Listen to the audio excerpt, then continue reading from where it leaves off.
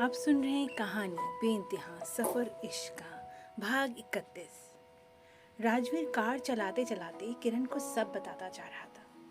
कहते कहते राजवीर ने जब दादाजी का चला जाना बताया तो किरण की एक अंतिम उम्मीद भी ढह गई। अब तक वह एक आखिरी उम्मीद मन में रखी थी कि दादाजी से मिल सकेगी, शायद वे उस पर विश्वास कर सकें, उसे पहचान कर उसकी बात सुनेंगे।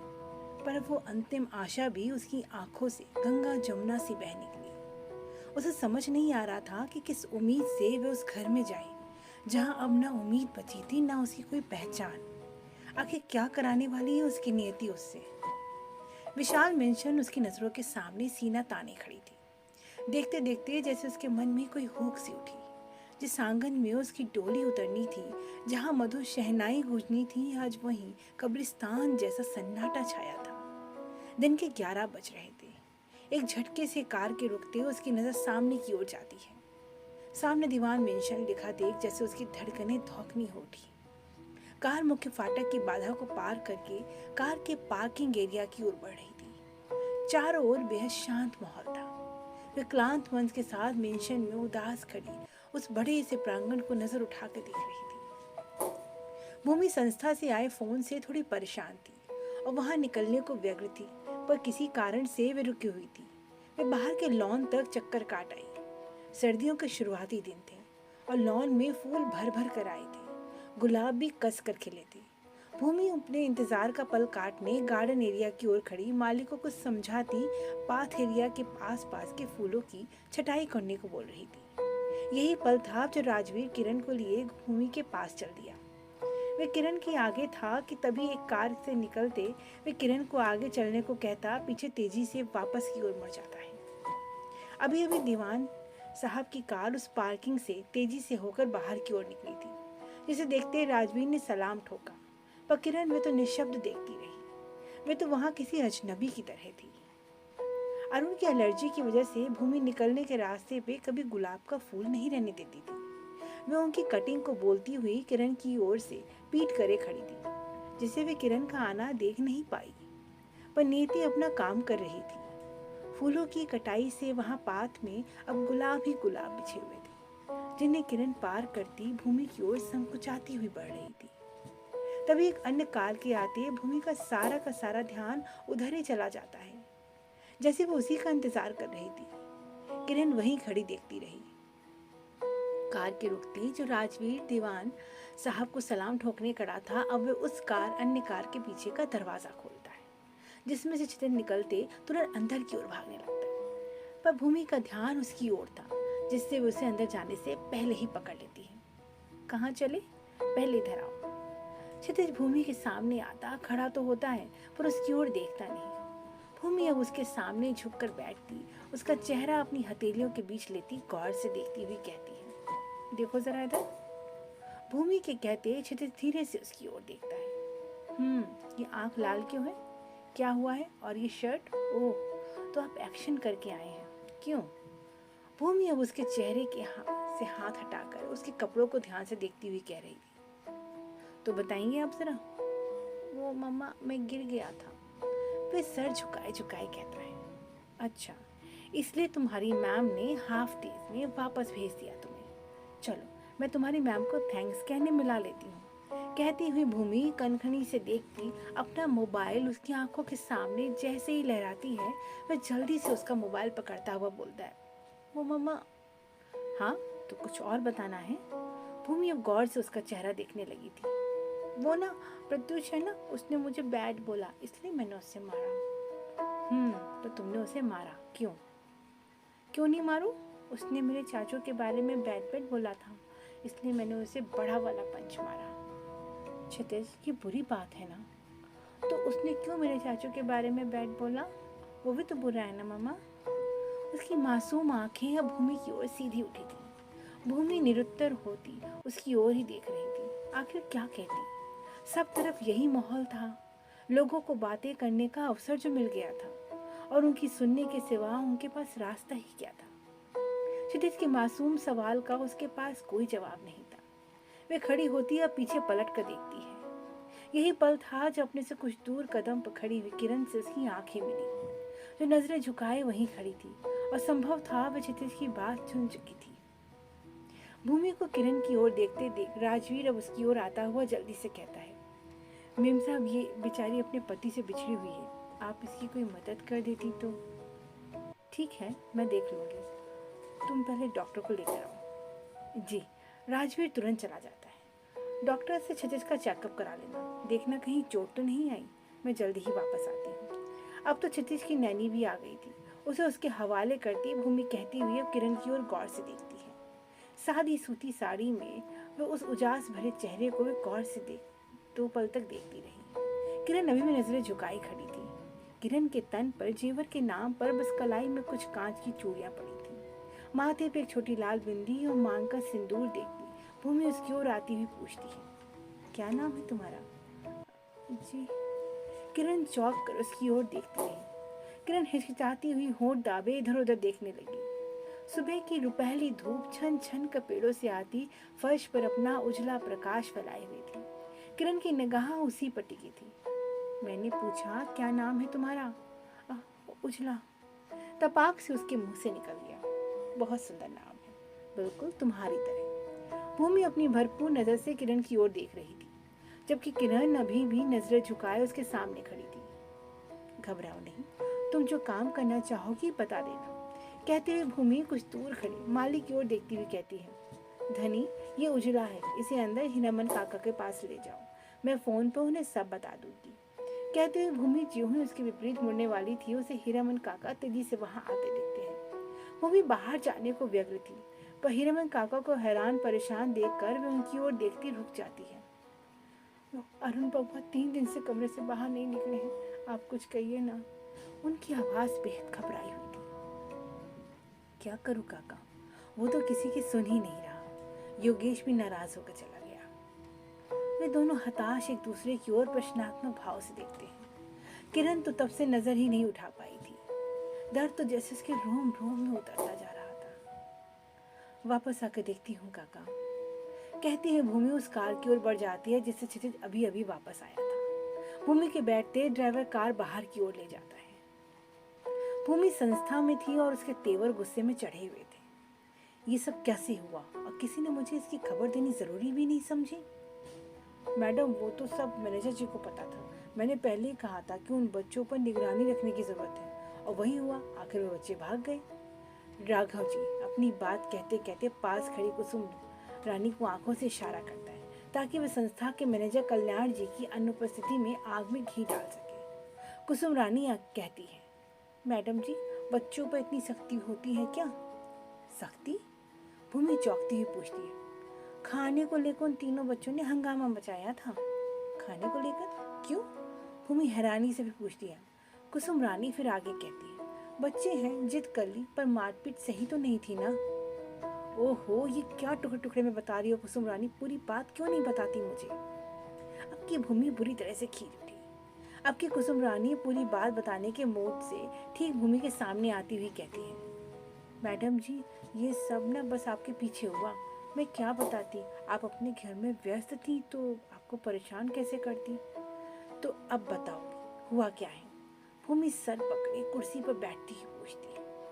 वो 3 बच्चे थोड़ी देर से खाने को आए, पर तब तक खाना खत्म हो गया, सो बच्चे मेस में ताला खोलकर अपने लिए खाना निकालने लगे। तब भी से सारा हंगामा हुआ, उसमें कल्याण जी ने बच्चों पे हाथ छोड़ दिया।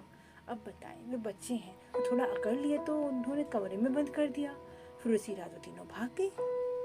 ओह, तो आप अब ये सब कहाँ हैं?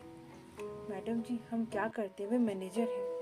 अब के संवेद स्वर से दोनों भूमि से कहते हैं। अब के रुक कर भूमि दोनों को देखती है, फिर धीरे से कहती है, कल्याण जी कब वापस आ रहे हैं? जी कल आ रहे हैं। अब बस आप भी ख्याल रखें कि किसी तरह से पुलिस या मीडिया तक ये बात ना पहुंचे। अब आप लोग जाएं। दोनों हामी में सर हिलाते वहां से चले जाते हैं। उनके जाते भूमि मन ही मन खुद से कहती है, कुछ तो करके उन बच्चों को ढूंढना होगा। सोचती हुई तुरंत कहीं फोन लगाने लगती है। फोन से दीवान को लगाती है, जिन्हें सारी बात बताती हुई कह रही थी, डैडी जी बेसमय में आपको परेशान कर रही हूँ, पर इस समय मुझे आपकी ज़रूरत है मदद की। अगर इस समय ये बात बाहर फैल गई तो बदनामी और हो जाएगी। पुलिस में रिपोर्ट भी नहीं लिखा सकती। मुझे उन बच्चों की भी चिंता हो रही है। ठीक है, मैं कुछ करता हूँ। उनके कहने पर भूमि का दिमाग रिलैक्स हो जाता है और वह तुरंत ड्राइवर को लिए बाहर निकल जाती है। पूरा दिन निकल गया पर वो भी एक अदद ऐसा व्यक्ति नहीं ढूंढ पाई जो उसकी पैसों से मदद कर सके। पूरी तरह से निराश टूटी हुई उसकी हालत हो गई थी। बार बार डॉक्टर की कही बात उसके मस्तिष्क को झंझोड़ देती। वह अपनी माँ के इलाज के लिए पैसों का इंतजाम भी नहीं कर पाई, जिससे उसका मन टूट कर बिखरा जा रहा था। वह किसी तरह से हिम्मत करके फिर हॉस्पिटल गई, पर इस बार रिसेप्शन से ही उसे कई निर्देश मिल गए कि आज रात तक वह पैसा डिपॉजिट नहीं किया तो उसकी माँ को वहां से हटा दिया जाएगा। उसका मन चित्कार उठा। रूबी बिखरी हालत से पास उमरा ब्रिज के किनारे खुद में सिकुड़ी बैठी थी। सारा शहर अपनी ही रंगीनियों में गुम था। किसी को कहाँ फिक्र थी कि शहर के किसी हिस्से में दर्द भी बेचैनी से उसी तरह अपनी करवटें बदल रहा है। आवाजों का तीव्र शोर रूबी के जहन में बार बार गूंज जाता। उसके मस्तिष्क में आवाजों का तूफान उमड़ रहा था। तुम 50,000 भी न जुटा पाई? जानती हो ना, इन रुपयों के बिना तुम्हारी माँ की थेरेपी नहीं हो पाएगी। तुम अपनी माँ की जान लेना चाहती हो क्या? जाओ और रुपयों का इंतजाम करो, नहीं तो अपनी माँ को ले जाओ। ये कोई खैराती अस्पताल नहीं है। अचानक रूबी की चीख निकल गई और उसके जहन में आवाजों का शोर बढ़ता ही चला गया। आकाश की कही बात अब उसके आसपास गूंजती सी महसूस होने लगती है। इस नंगी दुनिया में भाषण से पेट की आग नहीं बुझा करती रूबी। आज तुम इनकार कर रही हो क्योंकि अभी भी तुम्हारे मन के किसी कोने में कोई आशा शेष होगी, लेकिन जैसे जैसे समय बीतेगा तुम खुद अपने को इस बाजार में बेचने आओगी। जाओ और पूरी दुनिया में घूम कर देख लो, तुम्हारी कीमत बदल जाएगी, पर लोगों की नजरें नहीं। उन सारी आवाजों के तूफान में घिरी रूबी का मन उसे बार बार झंझोड़ दे रहा था। खुद को वह समझा रही थी, पर आकाश की कई बातें उस पर हावी होती जा रही थी। एक तरफ उसकी माँ की जिंदगी थी तो दूसरी तरफ उसका अस्तित्व। क्या छोड़े क्या बचाए, इसी कश्मकश में वह घिरी हुई थी। कुछ दूरी पे तो मवाली घूम रहे थे। उनमें से एक ने काफी शराब पी रखी थी। वे काफी लड़खड़ाते हुए बार बार एक ही बात दोहरा रहा था। आज अपन अपनी रोजी डार्लिंग के पास जाएगा। अपन ने अक्खा दिन एक मालदार का पॉकेट मारा। साले ने पॉकेट में बहुत पैसा था। ये हरे हरे 5 पत्ते लहराऊंगा। रोजी रोजी है ना, तू जानता है ना? रोजी नहीं जानता तू, मैं जानता हूँ। वो साली अपन को भाव ही नहीं मारती, अपन को मामूली आदमी कहती है। उसका आज मैं राजा बनूंगा, राजा। क्यों हूं ना अपन राजा। वे झूमता हुआ सीना ठोकता हुआ कहता है। अब कि उसके साथ बैठा आदमी उसकी ओर कतई ध्यान नहीं दे रहा था, जिससे वह शराबी अपने दोस्त को धक्का देता फिर पूछता है, हाँ तू राजा होगा। साला खाली पीले मगज ढीला करेला है। नाले इसमें से अपन का भी हिस्सा है, निकाल, समझा ना? ये तू अपन को जानता है ना, अपन अपनी रोजी के साथ आज रात तो बाद में अपन तेरा सारा उधार चुका देगा। अपन अपने मेरे बाप की कसम खाता है, तेरा सारा रुपया चुका देगा। पर आज अपन रोजी है ना, तू जानता है ना रोजी को? नहीं जानता। उसकी दोहराती बात पर अपने शराबी दोस्त को हिड़की देते हुए बोलता है, अब चुप साले, तेरी लाइन रोजी पे शुरू होकर रोजी पे खत्म होती है। आज तू अपन का सारा चुकाएगा, क्या समझा ना? देख आज अपन रोजी के पास। चुप, अब की साले तूने रोजी का नाम लिया है ना, तो तेरी रोजी और तेरे को किसी अंधे कुएं में धक्का देकर ऊपर से मिट्टी डाल दूंगा। अब निकाल अपन का पैसा। नहीं रोजी के पास। दोनों की छीना झपटी में पर्स गिर पड़ता है। वो पर्स उठाने जाता है तो उनकी नजर रूबी पर पड़ती है, जो एक सुनसान हिस्से पे अकेली बैठी थी। उधर देख, किधर? अपन की रोजी है क्या? नहीं, कोई छोकरी बैठी है। चल तो, इसके पास सारा माल भी होगा, पर्स तो देख। पर अपन की रोजी तो पर्स नहीं रखती, नहीं है। शराबी का दोस्त उसकी बात अनसुनी करता, उसका कॉलर पकड़कर घसीटता हुआ उसे रोबी की ओर ले जाता है।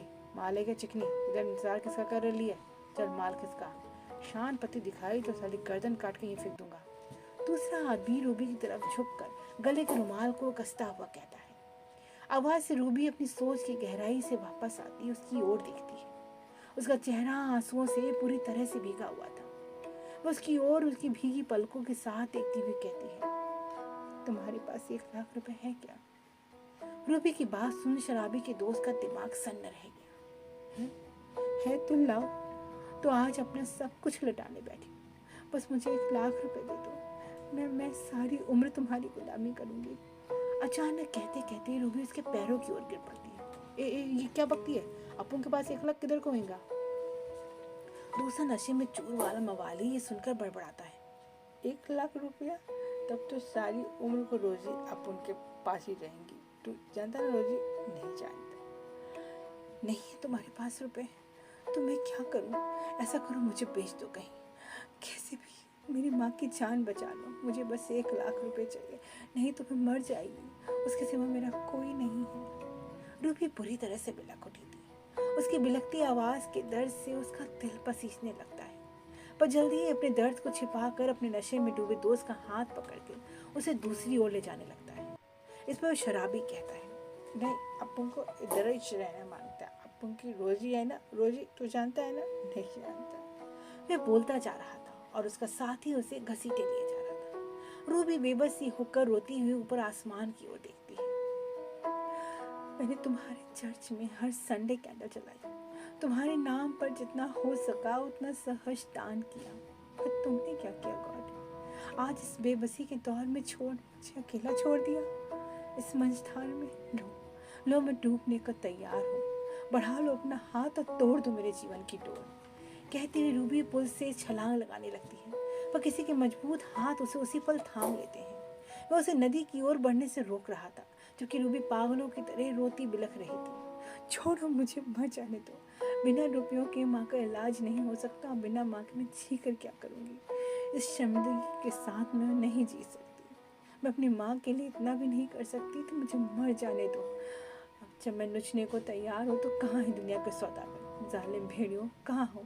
आओ और नोच लो मेरी पोती पोती। कहते कहते रूबी की आवाज़ उस सन्नाटे में गुम होती हुई वे उन अज्ञात बाहों में बेहोश हो गई थी। अरुण एकटक आकाश को देखे जा रहा था। सामने उसके विशाल सागर फैला था। किस तरह से लहरें बार बार पूरी तरह से उमंग से उठकर साहिल से टकराती और पूरी खामोशी के साथ वापस लौट जाती। लहरें जितना और अधिक साहिल के पास आती, साहिल की खामोशी और उदासी से वे उससे और भी दूर हो जाती। सूरत के एक तन्हा बीच में अरुण और योगेश बैठे थे।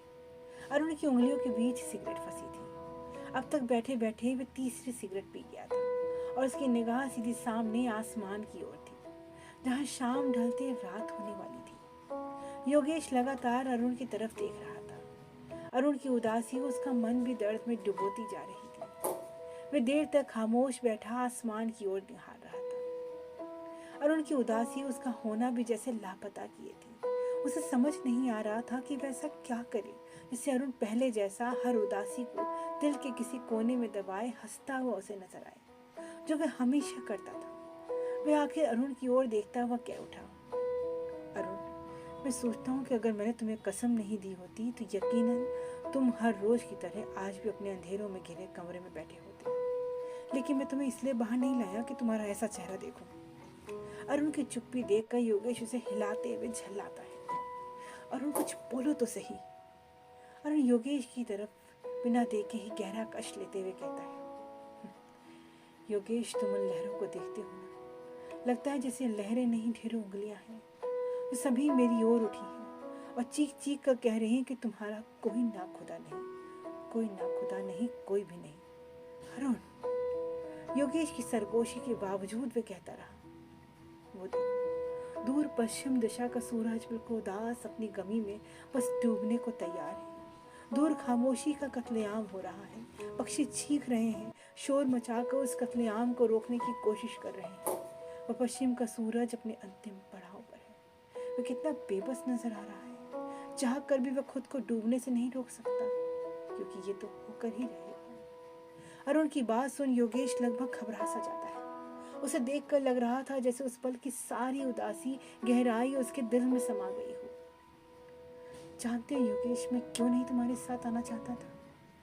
डरता था कि कहीं तुम भी मुझे न छोड़ दो, क्योंकि मैं जिसकी ओर हाथ बढ़ाता हूँ वही मुझसे दूर हो जाता है। हर चेहरे में मैं अपने लिए शिकायत देखता हूँ। किसी राह से गुजरते हुए डरता हूँ मैं। लगता है जैसे हर किसी के सवालों के जवाब मुझे ही देने हैं। उनकी उठी हुई नजरें मुझे भयभीत करती हैं। हर लम्हा अनजाने हाथों की कसावट अपने गिरेबान में महसूस करता हूँ मैं इतना बेबस हूँ कि उनके खिलाफ कुछ नहीं कर सकता। मेरा अस्तित्व शून्य होता जा रहा है, जैसे मैं कुछ हूँ ही नहीं। अरुण, तुम क्या कहे जा रहे हो? तुम्हें से होश भी है? तुम पागल हो गए हो और ये सिगरेट कब तक पीते रहोगे? कहता हुआ योगेश अरुण से सिगरेट लेता हुआ फेंक देता है। लेकिन इन सबका अरुण पर जैसे कुछ असर ही नहीं हुआ और वह अगली सिगरेट सुलगाने लगता है। ये देख योगेश बुरी तरह से खींच उठा। मैं भी किसके संग सर खा पा रहा हूँ? तुम वो अरुण हो ही नहीं जो दूसरों के लिए जीता, उनके दुखों में काम आता था। वे आज इतना बेबस कैसे हो गया? तुम वो अरुण हो ही नहीं। योगेश गुस्से में खड़ा हो गया, पर अरुण की ओर कोई प्रतिक्रिया नहीं हुई। यूं ही सामने देखता सिगरेट का धुआं उगलता रहा। जानते हो, तुम खुद गर्ज हो चुके हो। अपने अस्तित्व को तुमने खुद अपने अंदर कैद कर लिया है। कभी ये भी नहीं सोचते कि तुम्हें इस तरह देखकर तुम्हारे अपने भी दुखी होते होंगे। अब शायद तुम्हें किसी की जरूरत ही नहीं रही, तो अब मैं भी तुमसे कभी नहीं मिलूंगा। मैं जा रहा हूँ। खड़े खड़े योगेश अरुण की ओर देखता रहा, जो अभी भी सुलगती सिगरेट थामे उसके विपरीत देख रहा था। योगेश कुछ देर खड़े खड़े उसकी ओर देखता रहा, पर वह एक बार भी उसने पलट कर कोई प्रतिक्रिया नहीं की। अब अरुण सर झुकाए बैठा था। सूरज कब का डूब चुका था, जिससे चारों ओर रात का घंघोर अंधेरा पसर चुका था। आखिर योगेश वापस चला गया। मेंशन भी रात के अंधेरे में घिर चुका था। भूमि भी थकी हारी आती अपने कमरे में चली आई। सबने आदतन रात का खाना अपने अपने कमरे में लिया और सभी अपने अपने कमरों में कैद हो गए थे। किरण को जो कमरा दिया गया था वे वहां से निकली ही नहीं थी। हिरमन काका उसके लिए वहीं खाना ले आए, पर उसे बिस्तर पर लेटा देख मन ही मन बुदबुदाते खाना मेज पर ढक कर रखते वापस चले गए। लगता है बिटिया थकी है, सो रही है। पर उन्हें क्या पता था, नींद तो किरण की आंखों से कोसों दूर थी। रह रह कर दर्द उसकी नसों में दौड़ जाता और उसके मन को अंदर तक अशांत कर देता। काका के जाते वे आंखें खोले अब छत निहारने लगती है। उसका मन जैसे वहां था ही नहीं, वही कहीं और ही उड़ा जा रहा था। उसकी देह शिथिल हो चुकी थी। मन की गहरी सोच में वे निरंतर डूबती जा रही थी। जाने किस ओर उसकी जिंदगी उसे ले आई थी। क्या उजला बनकर भी वे किरण के अस्तित्व को सह पाएगी? सभी के दिलों में उसके लिए अपार नफरत है। क्या इस नफरत के साथ इस घर में वे रह पाएगी? न पिता के घर की नहीं, न पति के घर की। आखिर किस अस्तित्व के साथ वे जी रही है? इससे तो अच्छा है वे अपना जीवन ही खत्म कर ले। अब सब कुछ उसके लिए असहनीय होता जा रहा था। बिन कसूर के सारे परिवार समाज ने उसे कसूरवार मान लिया था। तो हाँ, अब वह भी सब स्वीकार कर लेगी। कम से कम उसके अंतर मन की पीड़ा का अंत तो होगा। न अतीत उसका रहा, न वर्तमान। दोनों परिवारों के दुखों का कारण एकमात्र मैं ही हूँ। न पिता के घर से सम्मान के साथ विदा हुई, न पति के घर ही मेरे लिए कोई जगह शेष रही। कहने को तो मैं उनकी पत्नी बनी, पर मैं उनके लिए किसी यात्रा में मिलने वाले किसी अजनबी से कहता कुछ भी नहीं। सबके टूटते अरमानों की वजह सिर्फ मैं ही हूँ। जो जो रात बीती जा रही थी उसके मन की घबराहट भी बढ़ती जा रही थी। उलझन में पड़ी किरण घबरा कर कमरे से बाहर निकल जाती है। उसका कमरा अभी किचन के पास कोने वाला था, जो सीढ़ियों के विपरीत पड़ता था और बाहर बने सर्वेंट क्वार्टर से अलग था। इसलिए बाहर निकलने के लिए उसे मुख्य बाहर का हॉल पार करना था। वह हल्के कदमों से चलती हुई अपने में खोई खोई मुख्य हॉल से गुजर रही थी कि तभी एक आवाज से उसका ध्यान टूटा। वह पलट कर उस आवाज की दिशा की ओर देखती है। गैलरी से गुजरते उसने देखा उसे बिन पानी की मछली जैसी तड़प उठी। शराब के नशे में चूर लड़खड़ाते हुए अरुण कुछ गुनगुनाते हुए आगे बढ़ रहा था। उसे देखते हुए झट से पर्दे के पीछे खुद को छिपा लेती है। किरण पर्दे के पीछे छिपी अपनी सांसें रोके खड़ी थी। अरुण सीढ़ी की ओर बढ़ रहा था। पहली सीढ़ी पे कदम रखते हुए लड़खड़ा जाता है। ये देख किरण घबरा गई और इसी घबराहट में उसकी कलाई की चूड़ियां अचानक खनक उठी। उस पल के नीरव एकांत में अचानक से अरुण का ध्यान उस खनक की आवाज की ओर चला गया। जाने क्या सोच वे गौर से उधर देखता अब पलट कर उस ओर बढ़ने लग जाता है जिधर से आवाज आई थी। इस पल किरण घबरा जाती है। उसकी दिल की धड़कनें तेज हो जाती है। वह धीरे धीरे पर्दे से पीछे से हटने लगती है, जिसे स्थिर पर्दा हिल जाता है। किरण बढ़कर पर्दे को स्थिर करने लगी थी। यही पल था जब उस ओर बढ़ते हुए किरण की झपकती आंखें उसकी कलाई पर टिक जाती है। गोरी कलाई पर लाल हरी चूड़ियां। वह पर्दे के इस पार खड़ा उसका साया देख रहा था तो दम साधे किरण पर्दे के पार खड़ी थी। अरुण पर्दे के पार से उसकी कलाई के अक्ष को स्पर्श करता अपनी लड़खड़ाती आवाज में कह उठा, ओह, तो तुम आ ही गई। मैं जानता था कि तुम जरूर आओगी। किरण की सांसें जैसे धड़कना भूल गई। वह बुत बनी पर्दे के पीछे खड़ी रह जाती है। अरुण अभी भी पर्दे के उस पार से उसकी कलाई को स्पर्श करता हुआ गुनगुना रहा था, तू ही सवाल, तू ही जवाब मेरा, तू ही रकीब, तू ही हबीब है मेरा, तू ही नाम, तू ही बदनाम मेरा है शुक्रिया तेरा जो तूने दिया। तेरे प्यार के झूठे ख्वाब का, तेरी नाउमीदी का, दर्द के सैलाब का, तेरे हर पल के इंतखाब का, जो तूने दिया उस पल का शुक्रिया। अरुण अब और आगे बढ़ता पर्दे के पार से उसकी कलाई पर की उंगलियों पर उंगलियां फिराता हुआ कहता जा रहा था। किरण बस बुत बनी खड़ी रह गई। वह पर्दे के पार से उसके कितने करीब था। उसकी सांसों की गमक उसकी सांसों में समाती जा रही थी। अरुण तो जैसे बेसुध सा कहे जा रहा था और न किरण में उससे दूर जाने की हिम्मत हुई। क्यों आई मेरी जिंदगी में?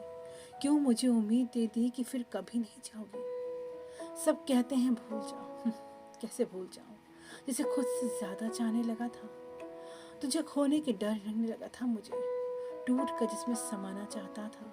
तुझे चाहने लगा था ये जिंदगी, फिर क्यों लौट आई तू मेरा सच्चा प्यार था, कोई गुजरा वक्त नहीं जो भूल जाऊं तुझे। वो मेरी न हुई तो और तू इसके अलावा किसी और का होना नहीं चाहता। ये जिंदगी बता आज कौन सा रूप बदल कर आई है, बता। एकदम से अरुण की आवाज तेज होती, फिर किसी ठसक भरी हंसी में बदल जाती है। किरण घबरा कर अपनी कलाई पर्दे से हटाकर ज्यों ही हटने लगती है, उसी पल अचानक अरुण बढ़कर उसकी कलाई पकड़ उसे अपनी ओर खींच लेता है। ऐसा करते हुए कलाई की कुछ चूड़ियां उसकी हथेली में ही टूट जाती है। किरण की कलाई और अरुण की हथेली से खून रिसने लगता है, पर इससे बेखबर अब दोनों एक दूसरे के सामने थे। पर्दे की ओट उनके बीच से हट चुकी थी और एक टक वे एक दूसरे को देखते जा रहे थे। ऐसा एक पल जिसका उन दोनों ने शिद्दतों से दिल से इंतजार किया, वो आया भी तो किस तरह। दो हाथ एक दूसरे में बिधे एक दूसरे के बेहद पास थे, इतने कि एक दूसरे की फंती सांसों को अपनी सांसों की तलहटी में महसूस कर पा रहे थे। कुछ था जो उन्हें इस पल एक साथ समेट लाया था। उन दर्द में डूबी आंखों को जाने कौन सी तरावट मिल गई कि वे बरबस एक दूसरे को ताकती उन लम्हे में बुत बनी रह गई। अरुण की नजरें किरण के चेहरे पर टिकती थी तो किरण भी बुत बनी जस की तस बेहद खामोशी से खड़ी। लेकिन उस पल की फिजा ने भी यूं रुख बदला कि मंद मंद चलती हवा सरगोशी की तरह बहने लगी। चांद के मासूम चेहरे पर बिखरी काली घटाएं बार बार इठला कर अरुण का चेहरा चूम रही थी। बस वे ही उस लम्हे में थनवे से रह गए थे। पर्दे हिलने लगे। दरवाजे के पास लगी झाड़ पौधे मानो नृत्य कर उठे। कांच के दरवाजे के बाहर दिखते फव्वारे के गिरते पानी की आवाज उस शांत वातावरण में संगीत खोलने लगी। सारा माहौल किसी मदहोशी में डूबने लगा, मानो पानी उस संगीत की लय पर बेकल होता, इतनी ऊंचाई तक जाता मानो आसमान के चांद को अपनी गर्म बाहों में भींचकर पिघला देगा। चांद उस पल के प्रमोद का आनंद लेता बार बार बादलों की ओट लिए लुका छिपी खेलने लगा। लग रहा था जैसे प्रकृति किसी अनजाने अफसाने को पूरा करने की ललक में बेसब्र हुई जा रही थी। वे हवाएं बार बार बदन को झंझोर दे रही थी, पर चेतना बिल्कुल शांत बनी थी। उन्हें छोड़ सारी कायनात झूम उठी थी। न अरुण ने किरण की कलाई छोड़ी थी, न किरण ही हट सकी थी। उन सबसे बेखबर उनकी आंखें बस एक दूसरे पर थमी रह गई। वे दूसरे में खोई सांस रोके जैसे पल में ठहरे रह गए थे कि तभी तेज चंचल हवा जोर से चली और खिड़की के पास रखा फूलदान जमीन पर तेज आवाज के साथ गिरता है। उस पल की खनक से दोनों की मूक तंद्रा भंग हो गई। अरुण भी होश में आते अपनी पकड़ ढीली कर देता है और खुद को संभालते पास दीवार का टेक लेने हाथ लगता है, पर बिन देखे उसका हाथ अन्य जगह जाता है जिससे हड़खड़ाता हुआ गिर पड़ता है। ये देख किरण की हलक से जैसे चीख ही निकल पड़ी। किरण जब तक अरुण को संभालती उससे पहले ही घर के नौकर भागते हुए वहां आते हैं। ये देख किरण अपने पैर पीछे कर लेती है। अरुण जमीन पर गिरा पड़ा था जिसे अब वे नौकर सहारा देकर उठा रहे थे। किरण पर्दे के पीछे से, जिससे वे अपनी नजरों में नहीं आ पाई। दोनों नौकर अब अरुण को सहारा दिए उसे सीढ़ियों से ऊपर उसके कमरे तक ले जा रहे थे। अरुण अब भी नशे में पूरी तरह से मदहोश था, पर किसे खबर थी कि अब तो उसे नस्का नशा था जो उसने उस पूनम के चांद की मद भरी गहरी आंखों से पिया था। किरण भी चुपचाप अपने कमरे की ओर लौट जाती है। क्या होगा आखिर अरुण और किरण की जिंदगी में? क्या वो कभी मिल पाएंगे या ऐसे ही यूं ही अजनबियों की तरह रहेंगे सामने? इस कहानी के आगे को जानने के लिए सुनते रहें बेइंतहा। और कहानी पसंद आने पे लाइक करें, सब्सक्राइब करें और अपने मित्रों से साझा करना बिल्कुल न भूलें। धन्यवाद।